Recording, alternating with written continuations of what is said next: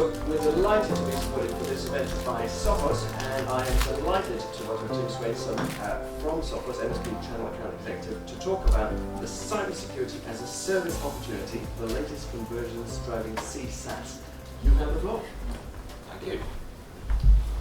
So, 30 minutes to wow you with the discussion of the cybersecurity as a service model. I'm going to talk through some of the experiences that we have across the partners that we deal with. Sophos as a global team are dealing with companies of all shapes and sizes at different stages of their journey into the world of either managed services or also the integration with the need to deliver cyber security services. Now, as you can imagine, I've got lots of stats and figures that I'm going to go through at a pace. If there's any subjects or any areas that I discuss during this session, then I'm more than happy to take discussions with you. We have a stand next door, and I'm joined by my colleague, Sophie. So we're here to answer some of these questions. I want to sort of set the scene as to what we're seeing across the audiences that we deal with at the moment. Just a little background for me. I've been doing this, somebody threw an age around earlier. I've been in this particular industry now for 20 years, delivering and working with companies that are building managed services, and also having the opportunity myself to work at managed service providers. I'll give you some insights on that a little bit later in some of the discussions. But what are we finding? Well, we're definitely seeing some trends across the companies that we work with. We're definitely seeing some trends in the services that we provide and that we're being asked to deliver. And yes, they are based around the cyber security requirements and the challenges that businesses are facing right now. So we're going to bring out some of the key points there. We're going to focus in on some of the really scary multi-billion numbers and try and bring them down to something that makes sense to us in the type of industries that we're working within. But the important bit that I want to get across here is when it comes to the cyber security as a service opportunity, we're not alone. We need a friend. We need a team player. When it comes to cyber security, I'm going to highlight some of the areas that make it just that little bit more complicated than it perhaps needs to be, but also how it is that a partnership can be built. So as I say, I've been doing this for about 20 years. The last 5 years I've been doing it from vendor position and able to work with companies to identify where cyber security services can be built, delivered, labelled, and turned into something that can generate revenue for businesses. So what we're finding when we look at the sort of challenges that are seen by businesses right now, there's a lot that we can draw upon. But the ones that are taking most of the conversations that we have and most of the discussion points that we get involved within, it's around these three areas, that cyber security is just accelerating at such a rate, at such a pace, that it's difficult for any business to keep up. And it's also more difficult for businesses to do this alone. So when we start looking at those sort of conversations, those sort of challenges, it then opens up a few other areas that need to be considered by businesses. And that's how are we going to afford this? How are we going to put the right resource into place in the right locations, in the right teams, to deliver the outcomes that are required. Just a couple of statistics that I can share with you, not from memory, from notes. When it comes to the sort of attacks that we're seeing, ransomware is still that biggest one. Let's look at the news the last couple of weeks. Ransomware is still causing difficulties for businesses, organisations of all shapes and sizes. We have different reports that identify the attacks on SMB, the attacks on mid-market, the attacks on global enterprises. But what we're seeing is, as an average over the last couple of years, 2022, we saw that 59% of SMB organisations were hit by ransomware. What we saw then in 2022, that kind of levelled out a little bit, but the type of attacks changed. And in our most recent report, we've actually seen the number of ransomware attacks decrease. But unfortunately, on the flip side of that, we've seen the severity of these increase, and we've also seen the cost to recover from a ransomware attack reach an absolute eye-watering $2.7 million. Now that's not the ransom that they're being asked to pay, that's the cost for a business to recover. So that's where additional assistance is needed. We need to be able to look at where these attacks are coming from, identify the root cause of these, identify the risks that businesses need to be protecting against, and really help businesses to be able to justify or afford the cost that goes in to putting these additional services into place. Again, lots of statistics that we can share. We've just finished an MSP perspective for 2024 that's really focused across a small section of MSPs globally. And it was interesting to see that they weren't all Sophos MSPs. So it was nice to get a good capture of what the audience is looking at right now. And we saw some common themes. When it comes to MSPs and they're looking at the sort of cyber risks that they need to consider, some similarities in what they see compared, or what MSPs see, compared to the risks that their clients are concerned in as well. So when we start looking at these sort of challenges, these sort of risks, there's often a need to identify what additional services and products are needed to fill these challenges for businesses. And again, who's going to be your trusted advisor for that? How are you going to help that customer identify how they can protect against these areas? Because it does come down to the MSPs of today being able to build that service for a company to take care of some of those requirements, even if it's a complete outsource of their cyber requirements. But as we look at that, where does that then take the responsibility and the response to these challenges? Do we take all of those away from the customer and drop them on the door of the MSP? Or does there need to be some form of shared responsibility when looking at these things? Because the difficulty is being able to be around the clock and being able to offer that 24/7, 365 protection for businesses of all shapes and sizes that need it. And we're very key in our view that small businesses don't get small attacks. Cyber attacks are cyber attacks. The way in which they're designed, the way in which they're attacking businesses doesn't change depending on the size of the business. More dedicated, targeted attacks might change on the size of the business, but we need to make sure that if you're part of that chain, part of that supply chain, you're not also a target for attack. Just some of the statistics that we're able to share, we're finding that most of the attacks happen out of hours, obviously depending on which country you're in, but this is being European based, and we find that most of these attacks are when most of us would like to be doing something completely different with our time. And obviously with your customers' view on that as well. So is there a need to move into 24/7, 365 if that's not something that's already being done as a business? I referred earlier to the ransomware attacks again. We're starting to see a steadying out on these. We used to see quite a few peaks and troughs depending on the type of organisation or business that you represented. We've now started to see that levelling out. Ransomware is no longer fussy. Okay? The outcome is the outcome. They're trying to get into businesses and they're doing that in whatever way they can. If you take a look at some of the resource that we provide, some of the information we're able to share, we've actually got some very interesting statistics about how these teams are built, how these companies that deliver ransomware attacks are KPI'd, and how they have targets to drive them on making sure they can take down businesses and get the right amount of revenue out of them. This is not often a mistake when these attacks are taking place. So again, lots of information that we can share. But let's bring this now to what's relevant to us and how we can identify some of the services that are available. Some top 3 causes for breaches that we've been seeing across our research. Now, our research is conducted across the customers that we support and also through our own SecOps teams. So that's our global team that are dealing with these security threats, these teams that are jumping to action to help companies recover. When we look at their most common threats, we're seeing that the biggest cause of these is that under-resourced teams.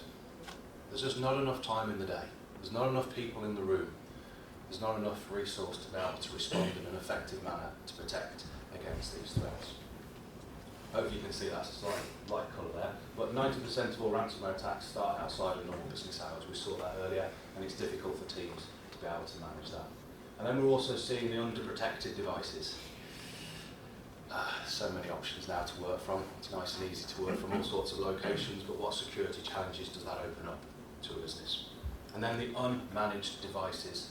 These these devices on networks that are sitting there being used on a day-to-day basis that haven't been correctly identified underneath the security policies of a business, or maybe they're slightly out of date on their security patches, are the biggest target for these ransom attacks.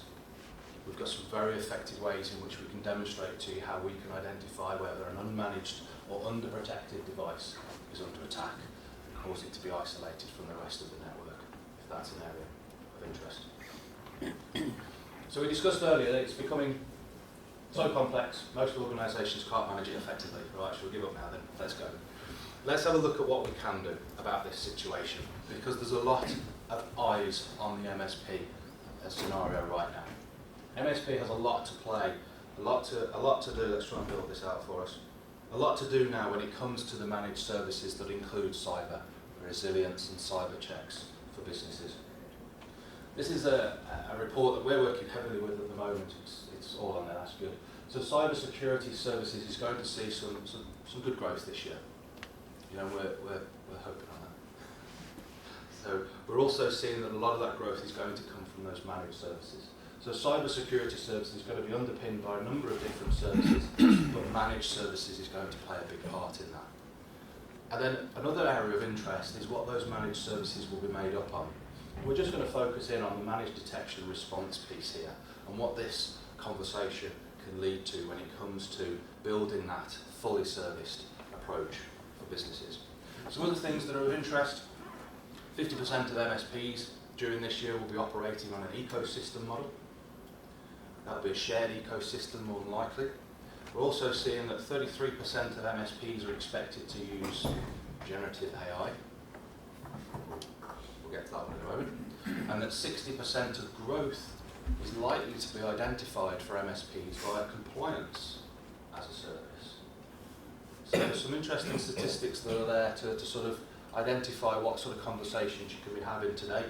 And then, again, down to that managed detection response, that 50% will be seen from that type of service.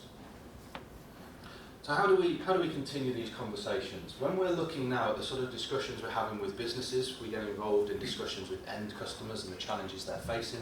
But more of our time in the team that I represent globally is based around how a business can deliver that cyber security as a service to their customers. Now, risk is a big part of this. We really need to focus on reducing that level of risk when we're talking to companies and they're looking at where their investment and where their time and their budget needs to go. Because there's so many products and services that are going to be needed to deliver that full reduction in risk. So really what we identify here is vulnerability assessments, working with companies to understand the sort of risks that they're facing, helping them identify how severe those risks are. There was a comment earlier, where does that attack come in? How is that going to affect other areas of the business? Is that clearly understood by the customers that you're dealing with and by the services that you're providing? So just as a quick question, a little bit of a warm-up, we've been sat here for a little bit now. Incident response services, aware of, providing, something you're already considering? Yeah, some nods, some raises, brilliant. Well, it's also an area that we're very keen to help identify, and if you'd like to take a further reading at some of the documentation that we've got, then please feel free to do that. So another area that we're seeing that's driving a lot of conversation right now is that around the world of cyber insurance. Any nods or groans? Yeah. So when it comes to cyber insurance, this is the ability to sort of understand as to how far we can all actually go with protecting businesses and making sure that they've got the right things in place to deliver the correct, complete sort of cost of ownership when it comes to the tools that they've put in. But then being able for them, if the worst does happen, to know where to turn when these things come into place.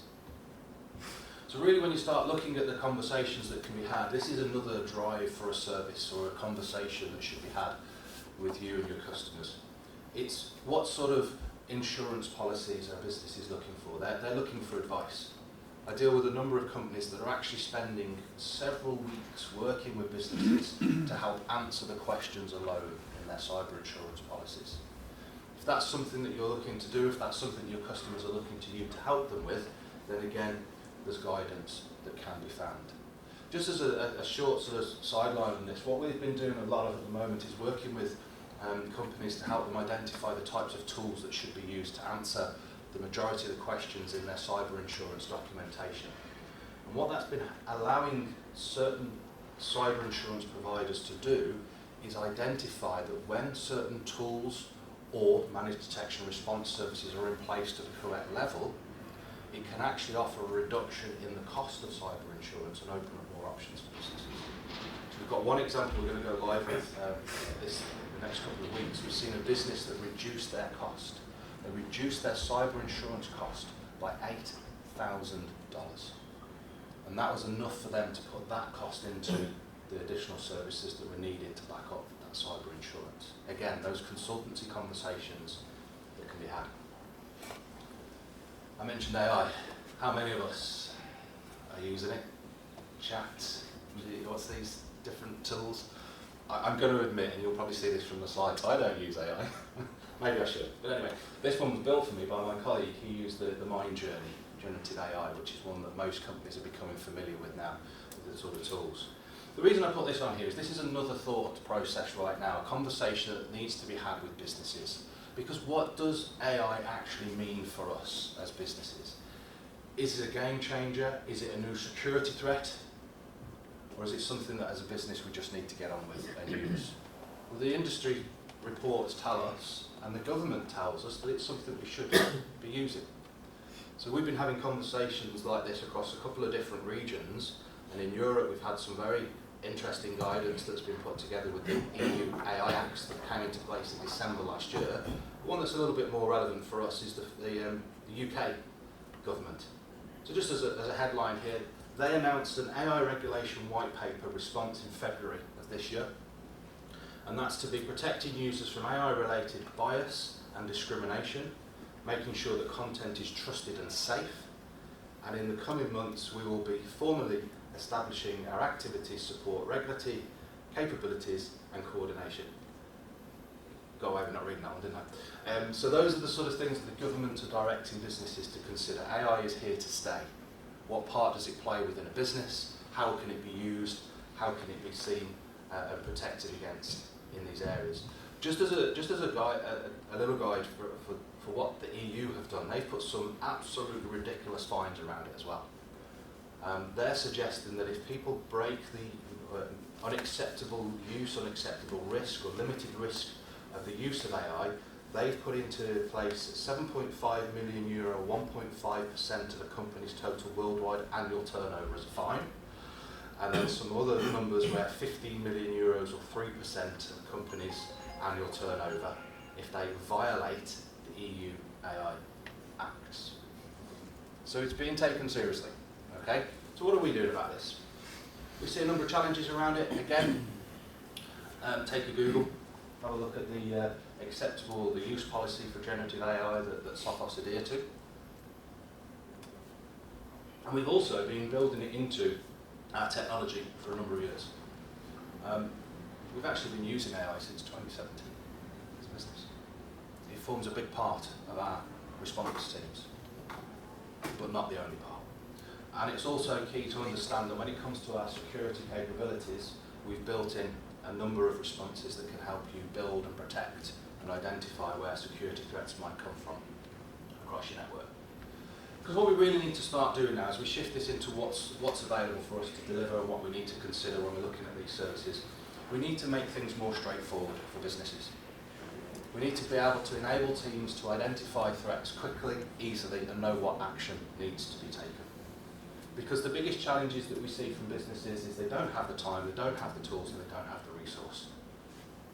So being able to quickly find where that threat's coming from, identify how much of a risk it's going to have on the business, and be able to respond to that quickly is the missing link. What we've found within our surveys is that a lot of businesses are now turning to that managed detection and response to be able to wrap all of these services into something that they can handle and maybe deal with other businesses or ask other businesses to take care of. We've seen a massive change in this across our global customer base. We're now in a position that we've got over 21,000 businesses that trust us for their managed detection and response services. We're in the top 3 when it comes to managed detection and response services. There's a reason for that. The change in requirements has moved to this direction now that it needs to be outsourced. It needs to be considered in partnership with a third party. So what we're seeing from our latest reports is that third-party MDR vendors are having a big play within that. So there's a couple of things to consider when you're looking at these. And sort of bringing this back to more of a general discussion here is managed detection and response needs to work with the teams that are in place. It doesn't need to replace. It doesn't need to remove. It needs to extend. It needs to complement. So if you are in discussions with any of your own business identifying how these services 24/7, 365 are going to be met, going to be delivered, or you're talking to customers about how they're looking to address these services in line with cyber insurance compliance that they may have, or directive from the boards to tell them they need to consider these things. It's identifying the number of people that are required, it's the processes that need to follow, and it's the technology that can be utilised that already exists. If there's a discussion to be had about ripping and replacing everything, it's the wrong discussion. We need to look at the risk that's already in place, the challenges that companies are facing, and add to and complement the services that are already there. We mentioned ecosystems earlier. Ecosystems are going to be a big discussion point, if not already, for most managed service providers. Whose do they take part in? How do they join an already to use managed detection and response service? How do they decide which tools to use and what services underpin all of those areas? Because as we go through the sort of challenges that businesses face, everything needs to be involved. Everybody needs to be involved from a cyber security point of view, or do they? If we take a little look at the type of things that we're working with when it comes to identifying security threats, we do try to take absolutely everything into consideration. The people, the process, and the products. And when we look at all of the different tools that are available, for example, the endpoints that can deliver telemetry, what is a user doing on their device? The firewall data, what's happening at the front part of the network? You know, and those network devices. When we bring all of that telemetry into something that can be collected, we then need to know what to do with it. So as each signal sort of identifies or provides that different technology, the more signals that we're bringing in across all of the different areas across the network, seeing as much as we can, it gives us the ability to combine in a much faster way all of the security points, all of the areas that have been touched across a journey that somebody's trying to take to get into a business. Even if somebody's tried to knock on the door in one area, or somebody's incorrectly downloaded a file in one location or clicked on a link in an email, all of these triggers need to be identified. Fantastic. But not all security products are the same, not all security teams are the same, and it's very difficult to find a vendor that provides all of the things that you actually need. So when you start to have that consideration, it's really good to then start identifying how the teams that provide managed detection and response can plug into everything that already exists. So being able to take telemetry from multiple different sources, multiple different categories, different teams, and different vendors' technology is a key consideration when it comes to delivering the right level of cyber security response. But more importantly then, is how it fits into your service. So if as a managed service provider you're talking to your customers about you being that first point of call, you being that out of hours 24/7 holder of the keys that will come and check the building or take care of their services for them from a cyber perspective, it's being able to integrate with a managed service provider that allows you to do that. So when you're having a look at the type of services you're offering, at what level do you get involved as that managed service provider? At what level does that service provided by the vendor take over or hand over to you the response that's required? These are considerations that need to be discussed, because what we don't need is at the end of those discussions for somebody to say, I thought you were looking after that.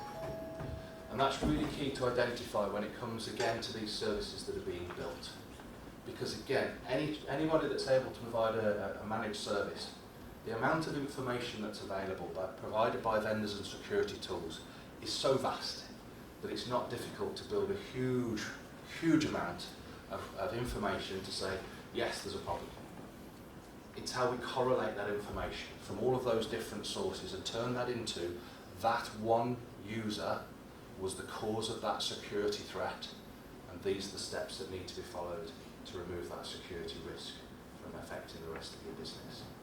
Those are the sort of discussion points that we're having with businesses of all types at the moment to help them identify where that next security service is likely to come from. Because the threat response and then the incident response are two different things and probably different teams. So working with businesses that can provide that. And also then working with a business that's willing to back their own product. In the IT industry, we don't say if, we say when. When it does go wrong, who's going to pick up the pieces? Okay? And when it does go wrong, that a ransomware attack has brought a whole team to its knees or completely wiped out some machines, who's going to pay for that? Okay? We understand the requirements for cyber security, and we talked earlier about cyber insurance, and we talked earlier about how cyber insurance can be underpinned by additional services that help reduce the overall cost and the type of services that are available. So what we've hopefully done here is just sort of gone through some of the areas that we discuss quite regularly with businesses, the type of conversations that we're having with companies around the world of delivering cyber as a service, how that can be built into the portfolio that you're already working with. If you want to take a quick glance at some of the advisory boards that we're part of, MSP Journey is quite a new one for us. We've just taken part in a couple of videos where we've interviewed some of the partners that provide managed services, and they've identified some of the changes they've had to make as a business to help them move with or change the teams or integrate with different services to deliver that cyber security as a service approach. So hopefully I've had the chance there to just go over a couple of the sort of key thought discussions, the areas that we get involved in, the number of discussions that we have. And if there's anything further that you'd like to discuss, then there'll be time during the breakouts at the stands where myself and my colleague Sophie will talk to those with you. But thank you for your attention during this session.